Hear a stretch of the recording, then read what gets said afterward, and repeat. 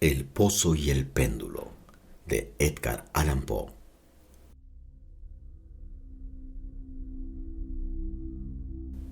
Estaba agotado hasta no poder más por aquella larga agonía. Cuando por último me desataron y pude sentarme, noté que perdí el conocimiento. La sentencia, la espantosa sentencia de muerte, fue la última frase claramente acentuada que llegó a mis oídos. Luego, el sonido de las voces de los inquisidores me pareció que se apagaba en el indefinido sonido de un sueño. El ruido aquel provocaba en mi espíritu una idea de rotación, quizá a causa de que lo asociaba en mis pensamientos con una rueda de molino. Pero aquello duró poco tiempo, porque de pronto no oí nada más. No obstante, durante algún tiempo pude ver, pero con qué terrible exageración. Veía los labios de los jueces vestidos de negro. Eran blancos, más blancos que la hoja de papel sobre la que estoy escribiendo estas palabras, y delgados, hasta lo grotesco, adelgazados por la intensidad de su dura expresión, de su resolución inexorable, del riguroso desprecio al dolor humano. Veía que los decretos de lo que para mí representaba el destino salían aún de aquellos labios. Los vi retorcerse en una frase mortal. Les oí pronunciar las sílabas de mi nombre y me estremecí al ver que el sonido no seguía el movimiento. Durante varios momentos de espanto frenético, vi también la blanda y casi imperceptible ondulación de las negras colgaduras que cubrían en las paredes de la sala, y mi vista cayó entonces sobre los 7 grandes hachones que se habían colocado sobre la mesa. Tomaron para mí, al principio, el aspecto de la caridad, y los imaginé como ángeles blancos y esbeltos que debían salvarme. Pero entonces, y de pronto, una náusea mortal invadió mi alma y sentí que cada fibra de mi ser se estremecía como si hubiera estado en contacto con el hilo de una batería galvánica. Y las formas angélicas convertíanse en insignificantes espectros con cabeza de llama, y claramente comprendí que no debía esperar de ellos auxilio alguno.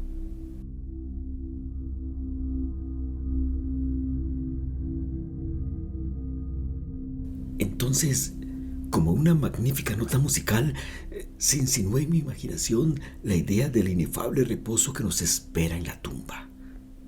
Llegó suave, furtivamente. Creo que necesité un rato para apreciarla por completo. Pero en el preciso instante en que mi espíritu comenzaba a sentir claramente esa idea y a acariciarla, las figuras de los jueces se desvanecieron como por arte de magia. Los grandes hachones se redujeron a la nada, sus llamas se apagaron por completo y sobrevino la negrura de las tinieblas. Todas las sensaciones parecieron desaparecer como en una zambullida loca y precipitada del alma en el Hades. Y el universo fue solo noche, silencio, inmovilidad.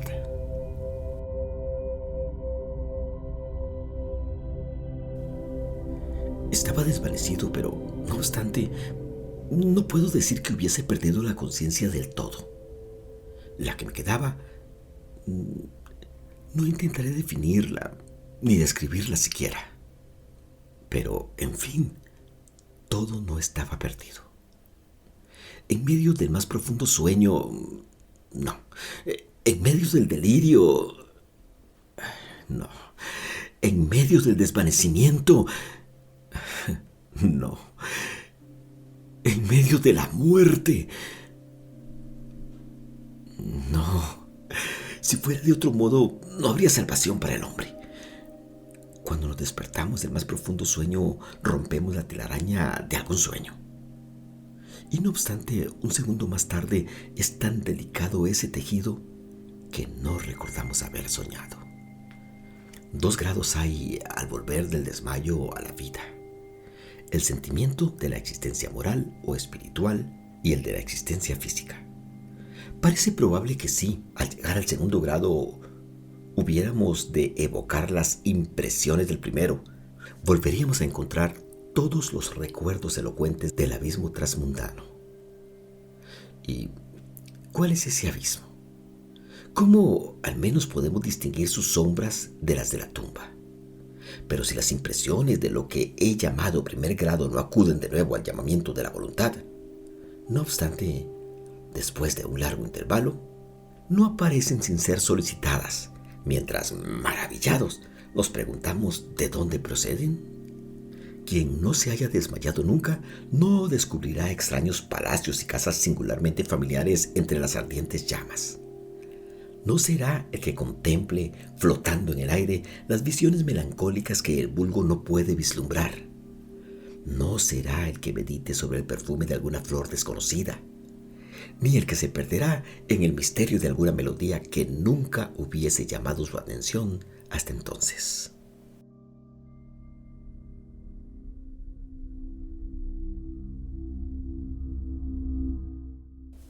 En medio de mis repetidos e insensatos esfuerzos, en medio de mi enérgica tenacidad en recoger algún vestigio de este estado de vacío, hubo instantes en que soñé triunfar. Tuve momentos breves, brevísimos, en el que he llegado a condensar recuerdos que en épocas posteriores mi razón lúcida me ha afirmado no poder referirse sino a ese estado en que parece aniquilar a la conciencia. Muy confusamente me presentan esas sombras de recuerdos grandes figuras que me levantaban, transportándome silenciosamente hacia abajo, aún más hacia abajo, cada vez más abajo, hasta que me invadió un vértigo espantoso por la simple idea del infinito en descenso. También me recuerdan no sé qué vago espanto que experimentaba el corazón, precisamente a causa de la calma sobrenatural de ese corazón. Luego, el sentimiento de una repentina inmovilidad en que todo lo que me rodeaba, como si quienes me llevaban, un cortejo de espectros, hubieran pasado al descender los límites de lo ilimitado y se hubiesen detenido vencidos por el hastío infinito de su tarea. Recuerda mi alma más tarde una sensación de insipidez y de humedad. Después, todo no es más que locura, la locura de una memoria que se agita en lo abominable. De pronto vuelven a mi alma un movimiento y un sonido, el movimiento tumultuoso del corazón y el rumor de sus latidos. Luego, un intervalo en que todo desaparece. Luego, el sonido de nuevo, el movimiento y el tacto, como una sensación vibrante penetradora de mi ser. Después, la simple conciencia de mi existencia sin pensamiento, sensación que duró mucho. Luego, bruscamente, el pensamiento de nuevo, un temor que me producía escalofríos y un esfuerzo ardiente por comprender mi verdadero estado. Después, un vivo afán de caer en la insensibilidad. Luego, un brusco renacer del alma y una afortunada tentativa de movimiento. Entonces, el recuerdo completo del proceso, de los negros tapices, de la sentencia, de mi debilidad, de mi desmayo, y el olvido más completo en torno a lo que ocurrió más tarde. Únicamente después, y gracias a la constancia más enérgica, he recordado vagamente.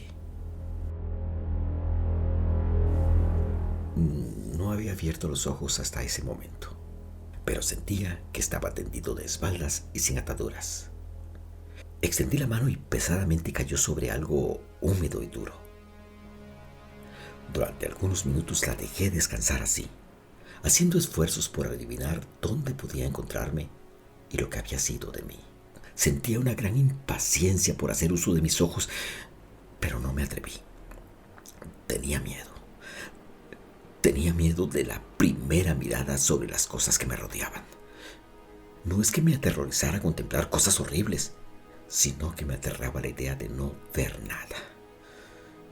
A la larga, con una loca angustia en el corazón, abrí rápidamente los ojos. Mi espantoso pensamiento hallábase, pues, confirmado. Me rodeaba la negrura de la noche eterna. Me parecía que la intensidad de las tinieblas me oprimía y me sofocaba. La atmósfera era intolerablemente pesada. Continué acostado tranquilamente e hice un esfuerzo por emplear mi razón. Recordé los procedimientos inquisitoriales y, partiendo de esto, procuré deducir mi posición verdadera. Había sido pronunciada la sentencia y me parecía que desde entonces había transcurrido un largo intervalo de tiempo. No obstante, ni un solo momento imaginé que estuviera realmente muerto. A pesar de todas las ficciones literarias, semejante idea es absolutamente incompatible con la existencia real. Pero, ¿dónde me encontraba y cuál era mi estado? Sabía que los condenados a muerte morían con frecuencia en los actos de fe. La misma tarde del día de mi juicio habíase celebrado una solemnidad de especie. ¿Me habían llevado acaso de nuevo a mi calabozo para guardar en él el próximo sacrificio que debía celebrarse meses más tarde? Desde el principio comprendí que esto no podía ser. Inmediatamente había sido puesto en requerimiento el contingente de víctimas. Por otra parte, mi primer calabozo, como todas las celdas de los condenados, en Toledo, estaba empedrado y había en él alguna luz. Repentinamente, una horrible idea aceleró mi sangre en torrentes hacia mi corazón y durante unos instantes caí de nuevo en mi insensibilidad. Al volver en mí, de un solo movimiento, me levanté sobre mis pies, temblando convulsivamente en cada fibra. Desatinadamente, extendí mis brazos por encima de mi cabeza y a mi alrededor. En todas direcciones, no sentí nada. No obstante, temblaba a la idea de dar un paso, porque me daba miedo tropezar contra los muros de mi tumba. Brotaba el sudor por todos mis poros y en gruesas gotas frías se detenía sobre mi frente. A la larga, se me hizo intolerable la agonía de la incertidumbre y avancé con precaución, extendiendo los brazos y con los ojos fuera de sus órbitas, con la esperanza de hallar un débil rayo de luz. Di algunos pasos, pero todo estaba negro. Respiré con mayor libertad. Por fin me pareció evidente que el destino que me habían reservado no era el más espantoso de todos. Y entonces, mientras precavidamente continuaba avanzando, se confundían en masa en mi memoria 1000 vagos rumores que sobre los horrores de Toledo corrían. Sobre esos calabozos contábanse cosas extrañas. Yo siempre había creído que eran fábulas, pero, sin embargo, eran tan extraños que solo podían repetirse en voz baja. ¿Debía morir yo de hambre en aquel subterráneo mundo de tinieblas? ¿Y qué muerte más terrible quizá me esperaba? Puesto que conocía demasiado bien el carácter de mis jueces, no podía dudar de que el resultado era la muerte, y una muerte de una amargura escogida. Lo que sería, a la hora de su ejecución, era lo único que me preocupaba y me aturdía. Mis extendidas manos encontraron, por último, un sólido obstáculo. Era una pared que parecía construida en piedra, muy lisa, húmeda y fría. La fui siguiendo de cerca, caminando con la precavida desconfianza de que me habían inspirado ciertas narraciones antiguas. Sin embargo, esta operación no me proporcionaba medio alguno para examinar la dimensión de mi calabozo, pues podía dar la vuelta y volver al punto donde había partido sin darme cuenta de lo perfectamente igual que parecía la pared. En vista de ello, busqué un cuchillo que guardaba en uno de mis bolsillos cuando fui conducido al tribunal, pero había desaparecido porque mis ropas habían sido cambiadas por un traje de grosera estameña. Con el objeto de comprobar perfectamente mi punto de partida, había pensado clavar la hoja en alguna grieta o pared.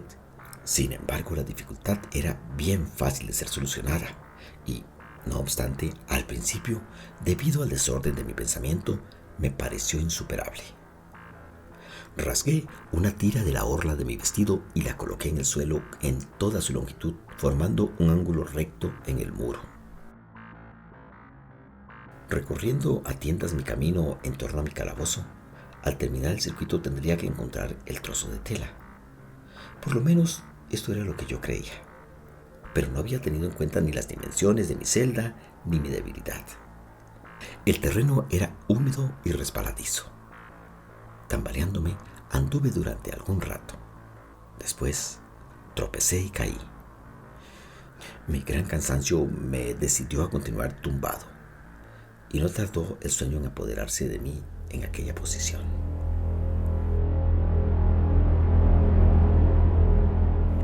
Al despertarme y alargar el brazo, hallé a mi lado un pan y un cántaro de agua. Estaba demasiado agotado para reflexionar en tales circunstancias y bebí y comí ávidamente. Tiempo más tarde reemprendí mi viaje en torno a mi calabozo y trabajosamente logré llegar al trozo de estameña. En el momento de caer había contado ya 52 pasos y desde que reanudé el camino hasta encontrar la tela, 48. De modo que un total de 100 pasos y suponiendo que 2 de ellos constituyeran una yarda, calculé en unas 50 yardas la circunferencia de mi calabozo. Sin embargo, había tropezado con numerosos ángulos en la pared y esto me impedía el conjeturar la forma de la cueva, pues no había duda alguna de que aquello era una cueva. No ponía gran interés en aquellas investigaciones y con toda seguridad estaba desalentado, pero una vaga curiosidad me impulsó a continuarlas. Dejando la pared, decidí atravesar la superficie de mi prisión. Al principio procedí con extrema precaución, pues el suelo, aunque parecía ser en materia dura, era traidor por el limo que en él había. No obstante, al cabo de un rato logré animarme y comencé a andar con seguridad procurando cruzarlo en línea recta. De esta forma avancé 10 o 12 pasos, cuando el trozo rasgado que quedaba de la orla se me enredó en las piernas haciéndome caer de bruces violentamente.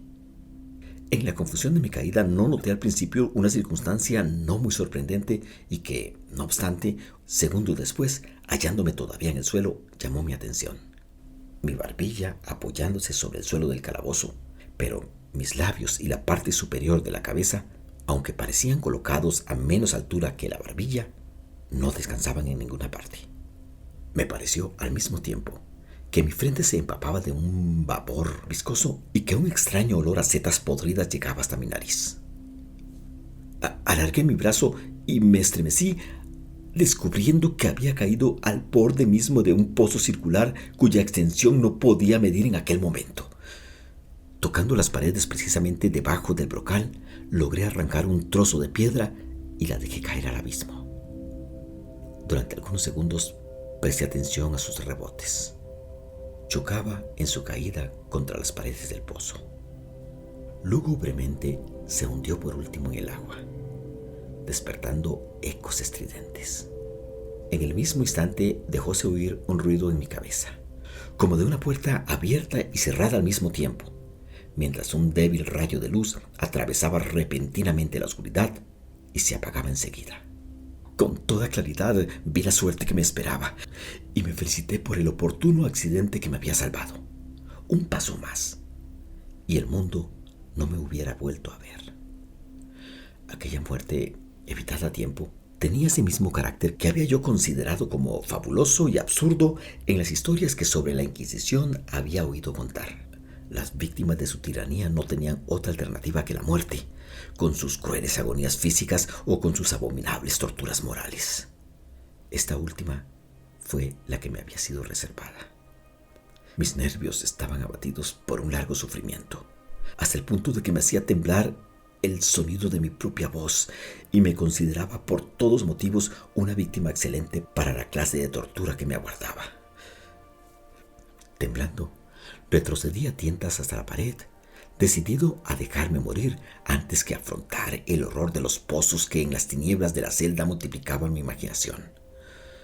En otra situación, el ánimo hubiese tenido el suficiente valor para concluir con mis miserias de una sola vez, lanzándome a uno de aquellos abismos. Pero en aquellos momentos Era yo el más perfecto de los cobardes. Por otra parte, me era imposible olvidar lo que había leído con respecto a aquellos pozos de los que se decía que la extinción repentina de la vida era una esperanza cuidadosamente excluida por el genio infernal de quien los había concebido. Durante algunas horas me mantuvo despierto la agitación de mi ánimo, pero por último me adormecí de nuevo. Al despertarme como la primera vez, hallé a mi lado un pan y un cántaro de agua. Me consumía una sed abrasadora y de un trago vacié el cántaro. Algo debía de tener aquella agua, pues apenas bebí sentí unos irresistibles deseos de dormir. Caí en un sueño profundo parecido al de la muerte.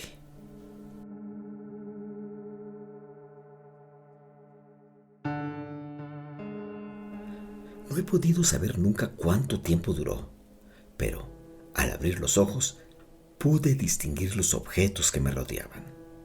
Gracias a una extraña claridad sulfúrea cuyo origen no pude descubrir al principio, podía ver la magnitud y el aspecto de mi cárcel. Me había equivocado mucho con respecto a sus dimensiones. Las paredes no podían tener más de 25 yardas de circunferencia.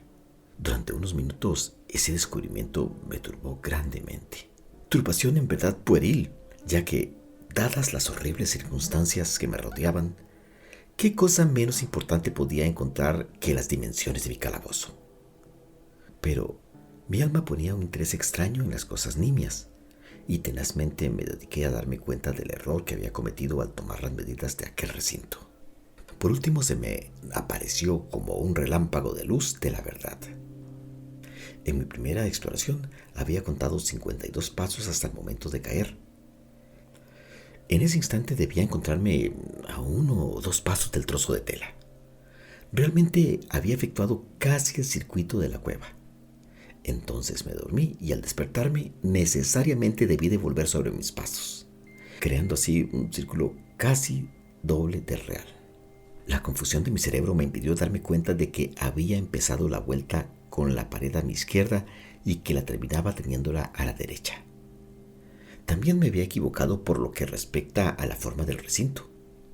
Tanteando el camino había encontrado varios ángulos, deduciendo de ello la idea de una gran irregularidad. Tan poderoso es el efecto de la oscuridad absoluta sobre el que sale de un letargo o de un sueño.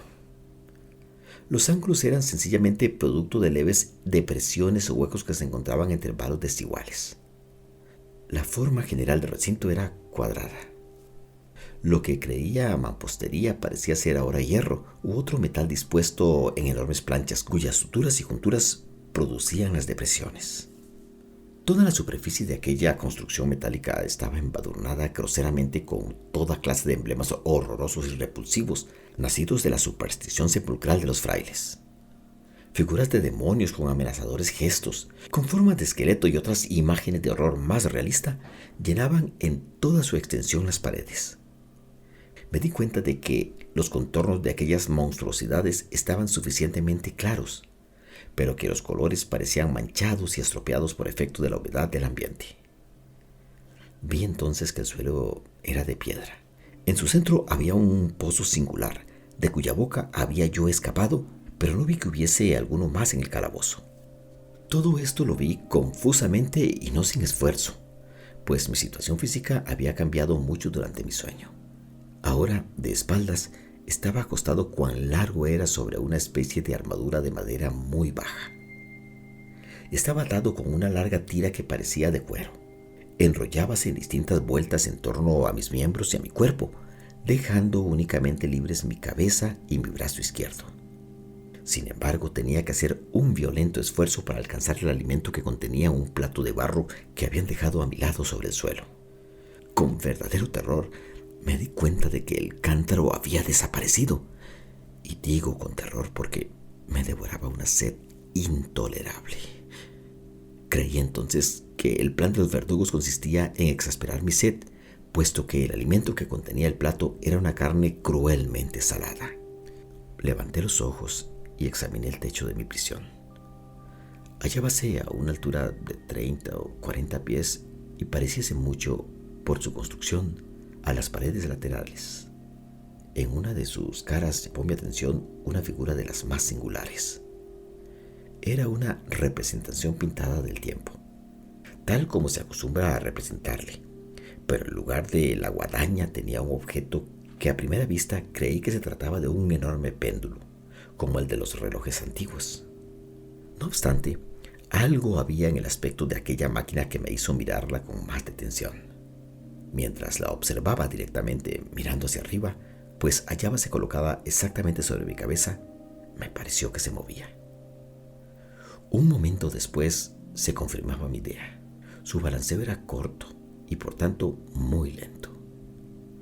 No sin cierta desconfianza y sobre todo con extrañeza, la observé durante algunos minutos. Cansado, al cabo de vigilar su fastidioso movimiento, volví mis ojos a los demás objetos de la celda. Un leve ruido atrajo mi atención. Miré al suelo y vi algunas enormes ratas que lo cruzaban. Habían salido del pozo que yo podía distinguir a mi derecha. En ese instante, mientras las miraba, subieron en tropel, a toda prisa, con voraces ojos y atraídas por el olor de la carne. Me costó gran esfuerzo y atención apartarlas. Transcurrió media hora, tal vez una hora, pues apenas imperfectamente podía medir el tiempo, cuando, de nuevo, levanté los ojos sobre mí, y lo que entonces vi me dejó atónito y sorprendido. El camino del péndulo había aumentado casi 1 yarda, y como consecuencia natural, su velocidad era también mucho mayor. Pero principalmente lo que más me impresionó fue la idea de que había descendido visiblemente. Puede imaginarse con qué espanto observé que su extremo inferior estaba formado por una media luna de brillante acero que aproximadamente tendría 1 pie de largo de un cuerno a otro. Los cuernos estaban dirigidos hacia arriba y el filo inferior evidentemente afilado como una navaja barbera. También parecía una navaja barbera, pesado y macizo, y ensanchábanse desde el filo de una forma ancha y sólida. Se ajustaba a una varilla de cobre y todo ello silbaba moviéndose en el espacio. Ya no había duda alguna con respecto a la suerte que me había preparado la horrible ingeniosidad monacal. Los agentes de la Inquisición habían previsto mi descubrimiento del pozo cuyos horrores habían sido reservados para un hereje tan temerario como yo. Del pozo, imagen del infierno, considerado por la opinión como la última tule de todos los castigos. El más fortuito de los accidentes me había salvado de caer en él, y yo sabía que el arte de convertir el suplicio en un lazo y una sorpresa constituía una rama importante de aquel sistema fantástico de ejecuciones misteriosas. Por lo visto, habiendo fracasado mi caída en el pozo, no figuraba en el demoníaco plan arrojarme en él. Por tanto, estaba destinado, y en este caso sin ninguna alternativa, a una muerte distinta y más dulce. Más dulce. En mi agonía, pensando en el uso singular que yo hacía de la palabra, casi sonreí. ¿Para qué contar las largas, las interminables horas de horror, más que mortales, durante las que conté las vibrantes oscilaciones del acero? Pulgada a pulgada, línea a línea, descendía gradualmente, efectuando un descenso solo apreciable a intervalos que eran para mí más largos que siglos. Y cada vez más seguía bajando, bajando. Pasaron días, tal vez muchos días, antes de que llegase a balancearse lo suficientemente cerca de mí para abanicarme con su aire acre. Hería mi olfato el olor del acero afilado. Rogué al cielo, cansándolo con mis súplicas, que hiciera descender más rápidamente el acero. Enloquecí. Me volví frenético. Hice esfuerzos para incorporarme e ir al encuentro de aquella espantosa e inmovible cimitarra. Y luego, de pronto, se apoderó de mí una gran calma y permanecí tendido, sonriendo a aquella muerte brillante, como podría sonreír un niño a un juguete precioso. Transcurrió luego un instante de perfecta insensibilidad. fue un intervalo muy corto. Al volver a la vida, no me pareció que el péndulo hubiera descendido a una altura apreciable. No obstante, es posible que aquel tiempo hubiese sido larguísimo. Yo sabía que existían seres infernales que tomaban nota de mi desvanecimiento y que a su capricho podían detener la vibración. Al volver en mí, sentí un malestar y una debilidad indecibles como resultado de una enorme inanición. Aún ante aquellas angustias, la naturaleza humana suplicaba el sustento. Con un esfuerzo penoso, extendí mi brazo izquierdo tan lejos como mis ligaduras me lo permitían y me apoderé de un pequeño sobrante que las ratas habían dignado dejarme. Al llevarme un pedazo a los labios, un informe pensamiento de extraña alegría, de esperanza, se alojó en mi espíritu. No obstante, ¿qué había de común entre la esperanza y yo? Repito que se trataba de un pensamiento informe. Con frecuencia tiene el hombre pensamientos así que nunca se completan. Me di cuenta de que se trataba de un pensamiento de alegría, de esperanza, pero comprendí también que había muerto al nacer. Me esforcé inútilmente en completarlo, en recobrarlo. Mis largos sufrimientos habían aniquilado casi por completo las ordinarias facultades de mi espíritu. Yo era un imbécil, un idiota. La oscilación del péndulo se efectuaba en un plano que formaba un ángulo recto con mi cuerpo. Vi que la cuchilla había sido dispuesta de modo que atravesara la región del corazón. Rasgaría la tela de mi traje, volvería luego y repetiría la operación una y otra vez. A pesar de la gran dimensión de la curva recorrida, unos 30 pies más o menos, y la silbante energía de su descenso, que incluso hubiera podido cortar aquellas murallas de hierro, todo cuanto podía hacer, en resumen, y durante algunos minutos, era rasgar mi traje. En ese pensamiento me detuve. No me atreví a ir más allá de él. Insistí sobre él con una sostenida atención, como si con esa insistencia hubiera podido parar ahí el descenso de la cuchilla. Empecé a pensar en el sonido que produciría al pasar sobre mi traje, en la extraña y penetrante sensación que produce el roce de la tela sobre los nervios. Pensé en todas esas cosas hasta que los dientes me rechinaron. Más bajo, más bajo, más bajo aún. Deslizábase cada vez más bajo. Yo hallaba un placer frenético en comparar su velocidad de arriba abajo con su velocidad lateral. Ahora hacia la derecha, ahora hacia la izquierda. Después se iba lejos, lejos, y volvía luego, con el chirrido de un alma condenada, hasta mi corazón con el andar furtivo del tigre. Yo aullaba y reía alternativamente, según me dominase una u otra idea. Más bajo, invariablemente, inexorablemente, más bajo. Movíase a 3 pulgadas del pecho. Furiosamente intenté liberar con violencia mi brazo izquierdo.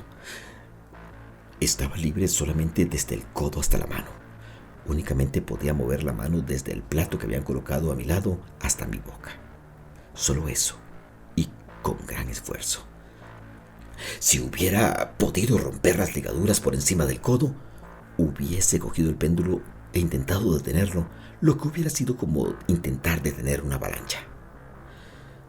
Siempre más bajo, incesantemente, inevitablemente más bajo. Respiraba con verdadera angustia y me agitaba a cada vibración. Mis ojos seguían el vuelo ascendente de la cuchilla y su caída con el ardor de la desesperación más enloquecida. Espasmódicamente cerrábase en el momento del descenso sobre mí. Aun cuando la muerte hubiera sido un alivio, oh, qué alivio más indecible. Y sin embargo, temblaba con todos mis nervios al pensar que bastaría que la máquina descendiera un grado para para que se precipitara sobre mi pecho el hacha afilada y reluciente. Mis nervios temblaban y hacían encoger todo mi ser a causa de la esperanza. Era la esperanza triunfante aún sobre el potro, que dejábanse oír al oído de los condenados a muerte, incluso en los calabozos de la Inquisición. Comprobé que 10 o 12 vibraciones aproximadamente pondrían el acero en inmediato contacto con mi traje. Y con esa observación entróse en mi ánimo la calma condensada y aguda de la desesperación. Desde hacía muchas horas, desde hacía muchos días, tal vez pensé por vez primera. Se me ocurrió que la tira o correa que me ataba era de un solo trozo. Estaba atado con una ligadura continuada. La primera mordedura de la cuchilla de la media luna, efectuada en cualquier lugar de la correa, tenía que desatarla lo suficiente para permitir que mi mano la desenrollara de mi cuerpo. Pero qué terrible era, en este caso, su proximidad. El resultado de la más ligera sacudida había de ser mortal. Por otra parte, ¿habrían previsto o impedido esta posibilidad los secuaces del verdugo?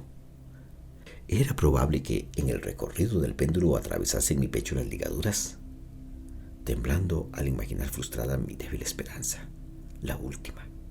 Realmente, levanté mi cabeza no bastante para ver bien mi pecho. La correa cruzaba mis miembros estrechamente, justamente con todo mi cuerpo, en todos los sentidos, menos en la trayectoria de la cuchilla homicida. Aún no había dejado caer de nuevo mi cabeza sobre su primera posición, cuando sentí brillar en mi espíritu algo que solo sabría definir aproximadamente, diciendo que era la mitad no formada de la idea de libertad que ya he expuesto, y de la que vagamente había frotado en mi espíritu una sola mitad cuando llevé a mis labios ardientes el alimento. Ahora la idea entera estaba allí presente, débil, apenas viable, casi indefinida, pero, en fin, completa. Inmediatamente, con la energía de la desesperación, intenté llevarla a la práctica. Hacía varias horas que cerca del caballete sobre el que me hallaba acostado se encontraba un número incalculable de ratas.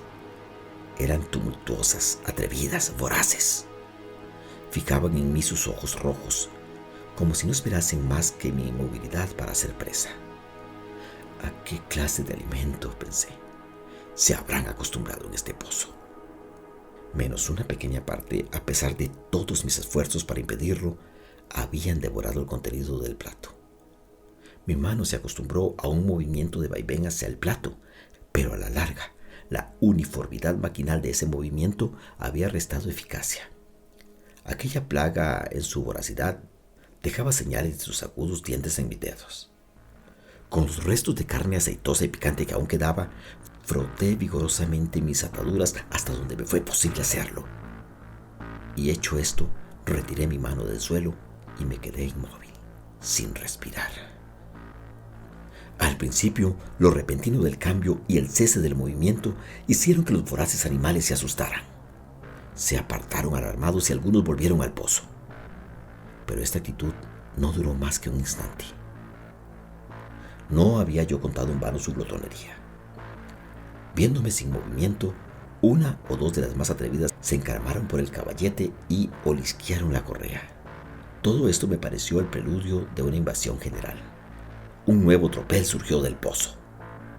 Agarrándose de la madera, la escalaron y a centenares saltaron sobre mi cuerpo.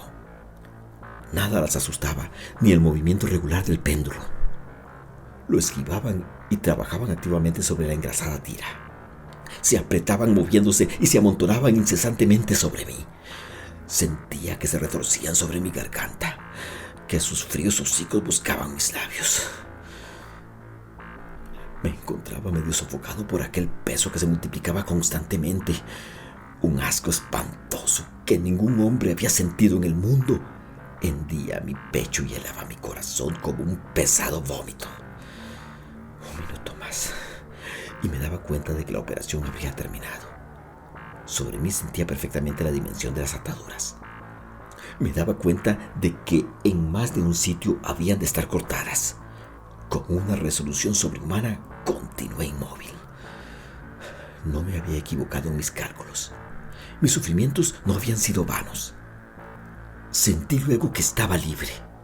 En pedazos colgaba la correa en torno de mi cuerpo. Pero el movimiento del péndulo efectuábase ya sobre mi pecho. La estamenta de mi traje había sido atravesada y cortaba la camisa. Efectuó 2 oscilaciones más y un agudo dolor atravesó mis nervios. Pero había llegado el momento de la salvación. A un ademán de mis manos huyeron tumultuosamente mis libertadoras. Con un movimiento tranquilo y decidido, prudente y oblicuo, lento y aplastándome contra el banquillo, me deslicé fuera del abrazo de la tira y del alcance de la cimitarra.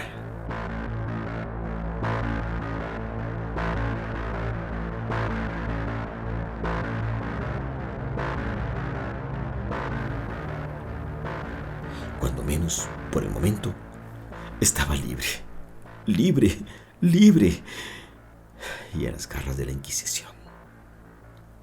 Apenas había escapado de mi lecho de horror. Apenas hube dado unos pasos por el suelo de mi calabozo, cesó el movimiento de la máquina infernal y la oí subir atraída hacia el techo por una fuerza invisible. Aquella fue una lección que llenó de desesperación mi alma. Indudablemente todos mis movimientos eran espiados. Libre. Había escapado de la muerte bajo una determinada agonía, solo para ser entregado a algo peor que la muerte misma y bajo una nueva forma. Pensando en ello, fijé convulsivamente mis ojos en las paredes de hierro que me rodeaban. Algo extraño, un cambio que en un principio no pude apreciar claramente, se había producido con toda evidencia en la habitación.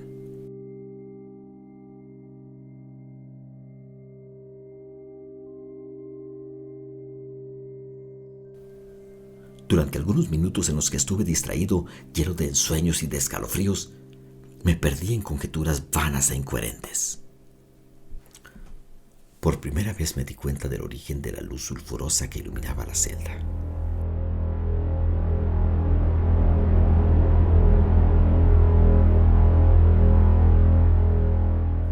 Provenía de una grieta de media pulgada de anchura que extendíase en torno del calabozo en la base de las paredes que, de este modo, parecían, y en efecto lo estaban, completamente separadas del suelo.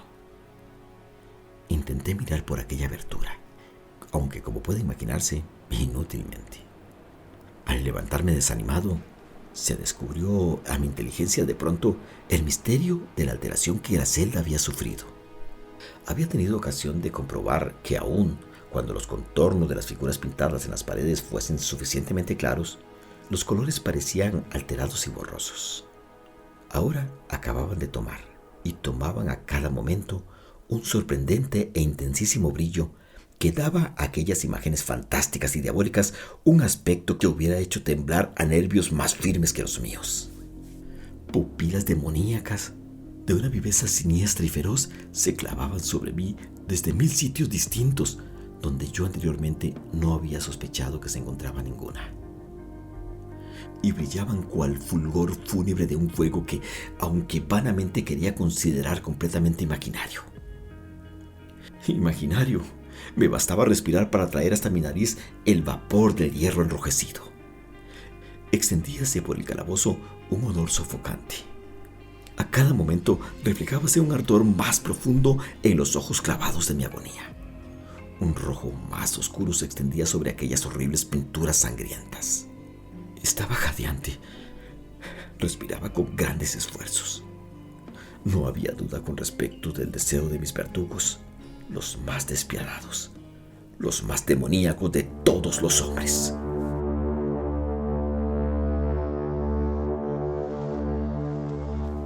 Me aparté lejos del metal ardiente, dirigiéndome al centro del calabozo. Frente a aquella destrucción por el fuego, la idea de la frescura del pozo llegó a mi alma como un bálsamo. Me lancé hacia sus mortales bordes. Dirigí mis miradas hacia el fondo. El resplandor de la iluminada bóveda iluminaba sus cavidades más ocultas. No obstante, durante un minuto de desvarío, mi espíritu negocia emprender la significación de lo que veía. Al fin, aquello penetró en mi alma a la fuerza, triunfalmente. Se grabó a fuego en mi corazón estremecida. Una voz para hablar. Oh, horror. Todos los horrores menos este. Con un grito me aparté del brocal y, escondido mi rostro en las manos, lloré con amargura. El calor aumentaba rápidamente y levanté una vez más los ojos, temblando en un acceso febril. En la celda habíase operado un segundo cambio y este efectuábase, evidentemente, en la forma. Como la primera vez, intenté inútilmente apreciar o comprender lo que sucedía, pero no me dejaron mucho tiempo en la duda. La venganza de la Inquisición era rápida y 2 veces la había frustrado. No podía luchar por más tiempo con el rey del espanto. La celda había sido cuadrada. Ahora notaba que 2 de sus ángulos de hierro eran agudos y, por tanto, obtusos los otros 2. Con un gruñido, de un solo gemido, aumentaba rápidamente el terrible contraste. En un momento la instancia había convertido su forma en la de un rombo. Pero la transformación no se detuvo aquí. No deseaba ni esperaba que parase. Hubiera llegado a los muros al rojo para aplicarlos contra mi pecho, como si fueran una vestidura de eterna paz. La muerte, me dije. Cualquier muerte menos la del pozo. ¡Insensato! ¿Cómo no pude comprender que el pozo era necesario? ¿Que aquel pozo único era la razón del hierro candente que me sitiaba? ¿Resistiría yo su calor? Y aún suponiendo que pudiera resistirlo, ¿podría sostenerme contra la presión? Y el rombo se aplastaba, con una rapidez que no me dejaba tiempo para pensar. Su centro, colocado sobre la línea de mayor anchura, coincidía precisamente con el abismo abierto. Intenté retroceder, pero los muros, al unirse, me empujaban con una fuerza irresistible. Llegó por último un momento en que mi cuerpo, quemado y retorcido, apenas halló sitio para él. Apenas hubo un lugar para mis pies en el suelo de la prisión. No luché más. Pero la agonía de mi alma se exteriorizó en un fuerte y prolongado grito de desesperación. Me di cuenta de que vacilaba sobre el brocal y volví los ojos. Pero aquí, un ruido de voces humanas, una explosión, un huracán de trompetas, un poderoso rugido semejante al de 1000 truenos. Los muros de fuego echáronse hacia atrás precipitadamente. Un brazo alargado me cogió el mío, cuando, ya desfalleciente, me precipitaba al abismo. Era el brazo del general Lasalle. Las tropas francesas habían entrado en Toledo. La Inquisición hallábase en poder de sus enemigos.